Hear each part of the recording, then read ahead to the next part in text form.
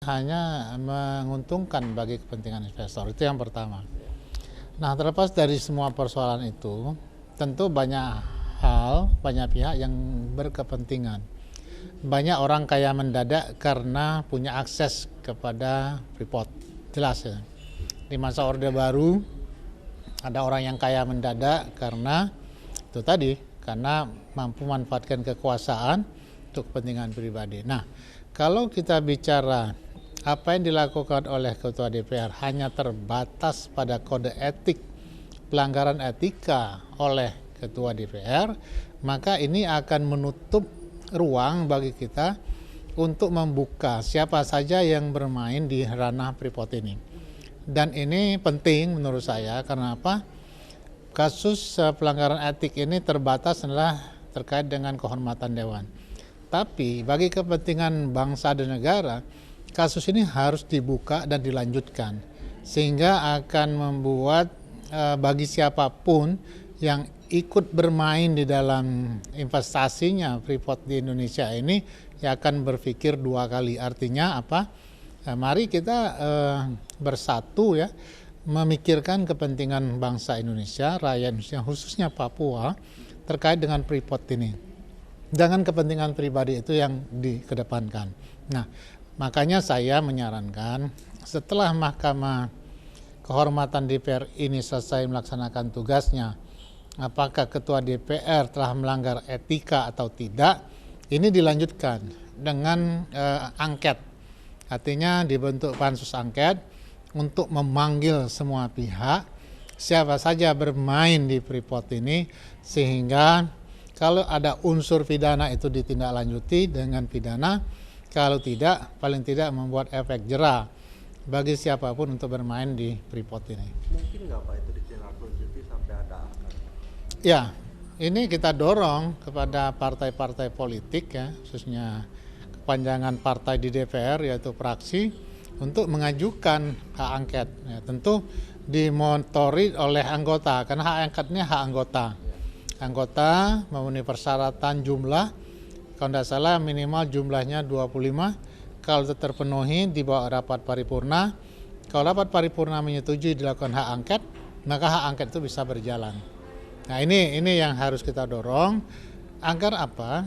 Agar terbuka secara terang ya, artinya transparan, dan akan terbangun akuntabilitas di dalam kita melakukan negosiasi dengan Freeport ini. Jangan sampai karena kepentingan orang per orang yang dekat dengan kekuasaan ini hanya memberikan keuntungan bagi yang bersangkutan dan juga bagi investasi asing, sedangkan masyarakat Indonesia tidak mendapatkan apa-apa.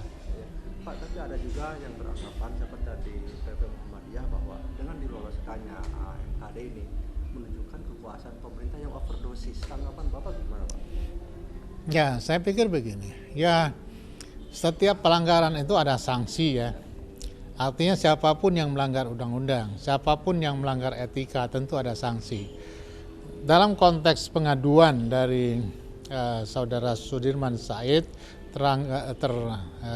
ke MKD terkait dengan pelanggaran etika oleh Ketua DPR, ini tentu diproses secara proporsional dan profesional. Tetapi jangan salah, pelanggaran terhadap undang-undang, melakukan perekaman tanpa izin juga itu harus diproses.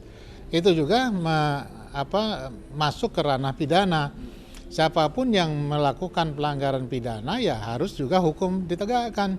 Dengan alasan apapun itu tidak boleh dilakukan. Nah, kenapa melakukan perekaman? Nah, ini juga menjadi tanya-tanya kita. Kenapa tidak menolak saja pertemuan itu? Kenapa harus dengan merekam? Kalau untuk mengamankan dirinya dengan alasan itu, sebaiknya pertemuan itu tidak usah dilaksanakan.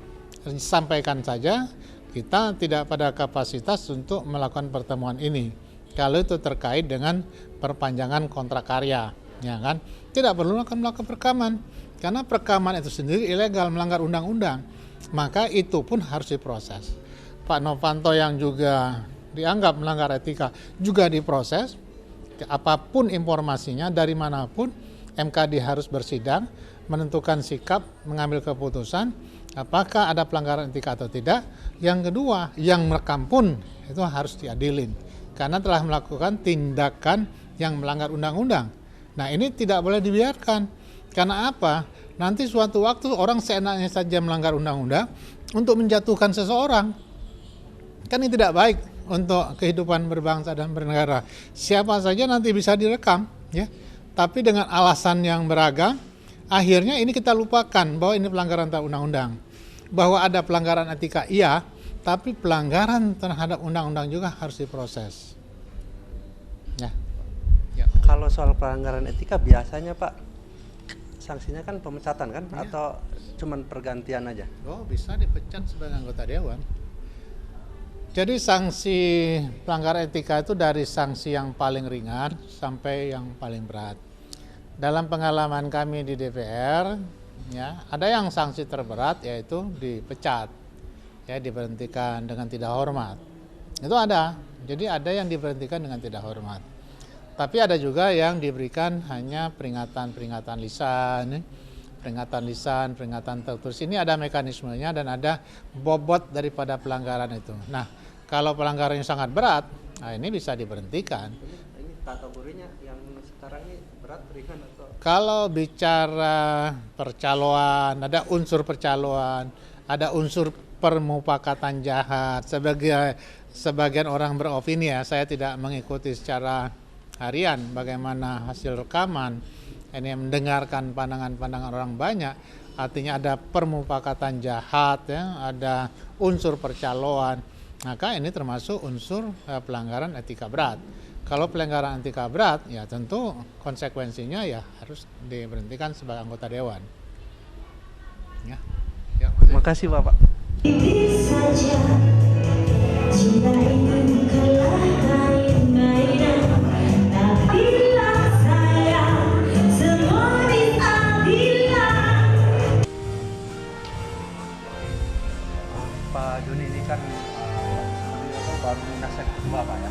Betul. Kira-kira dari para alumni angkatan Bapak yang pertama-tama ini apa harapannya ke depan agar dicatat? Baik, terima kasih. Memang ini munas yang kedua. Jadi kita sudah secara resmi berdiri 4 tahun dan telah terpilih ketua umum yang definitif. Nah, selama 4 tahun pertama, seyogianya sepertinya bayi baru lahir, tentunya kita juga sedang mencari jati diri dan juga memperbaiki kira-kira kualitas sumber daya manusia maupun organisasi ini lebih baik lagi ke depan bagaimana.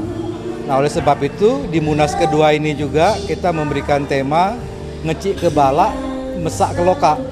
Ngecik ke bala dalam bahasa Indonesia artinya adalah kita mengurangi perbedaan-perbedaan di antara kita sambil kita memberikan peluang untuk berkiprah seluruh alumni Saferus dimanapun berada yang sampai dengan saat ini berarti Munas kedua ini mewakili 50 angkatan 2000 dari 2015 sampai yang paling senior adalah tahun 65.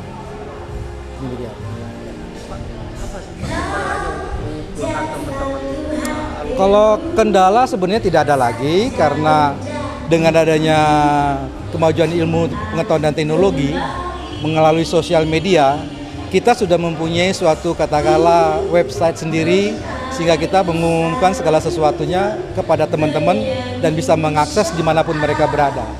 Jadi terus terang saja kalau namanya kesulitan berkomunikasi saat ini sudah tidak ada lagi. Tapi kan artinya mereka masing-masing sudah punya kesibukan, sudah. Betul sekali, dan ini yang kita gugah kepada mereka. Kita tidak cukup hanya memikirkan diri kita sendiri. Ibarat contohnya guru-guru kita dulu pada waktu SMA. Mereka tetap guru. Tapi anak-anak didiknya sebagai contoh ada yang mantan ketua DPR, ada gubernur provinsi saat ini, bahkan ada bankir dan rektor. Tetapi mereka tetap. Nah, sekarang pertanyaannya bagi kita alumni ini, what next? Apa yang bisa kita berikan kepada masyarakat umumnya gitu? Apakah sumbang pikiran? Apakah peran serta kita untuk menarik mereka untuk bisa berkiprah lebih baik lagi di dalam sosialan? Baik, sukses Pak. Kakek, ini taruh kakek. Tidak di luar tuh.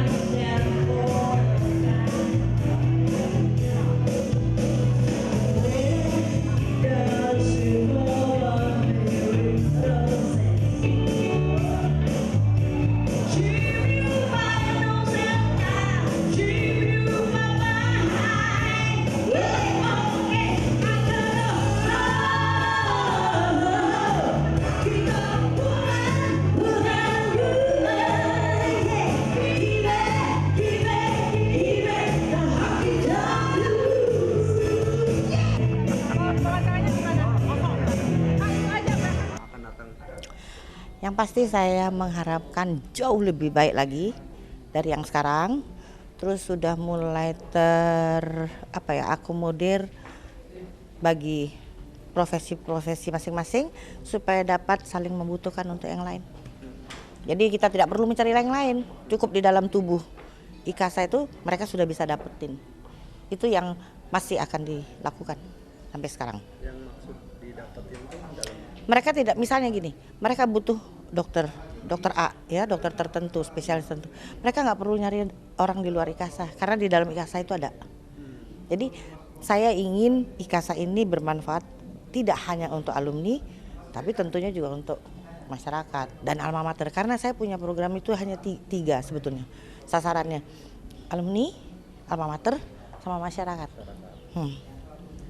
Selama Ibu memimpin, apa sih kendala yang Ibu hadapi untuk mengumpulkan teman-teman? Masih ada mungkin rasa malu untuk berkumpul ataupun komunikasi yang kurang dari masing-masing koordinator. Kemungkinannya mungkin koordinatornya sudah benar, tetapi ada yang mendengar, ada yang tidak mendengar. Jadi untuk data yang kendala buat saya adalah sekarang masih data dari masing-masing alumni. Maksudnya itu data profesi mereka. Itu yang Yang sudah dihasilkan apa, Bu? Selama 5 tahun. Yang pasti silaturahmi antar alumni itu sudah bisa. Kita juga bisa menjalin silaturahmi dengan guru-guru yang baik yang sudah pensiun maupun yang masih aktif. Terus kita juga bisa memberikan sesuatu kepada sekolah, pada alma mater. Sorry, sebentar. Lagi. Jadi yang pasti saya itu kalau sekarang kita sudah bisa, yang paling kecil adalah silaturahmi, ya, antar alumni, antar alma mater, dan kita berusaha untuk memberdayakan potensi yang ada di alumni ini, tidak hanya untuk ke dalam, tetapi juga untuk keluar.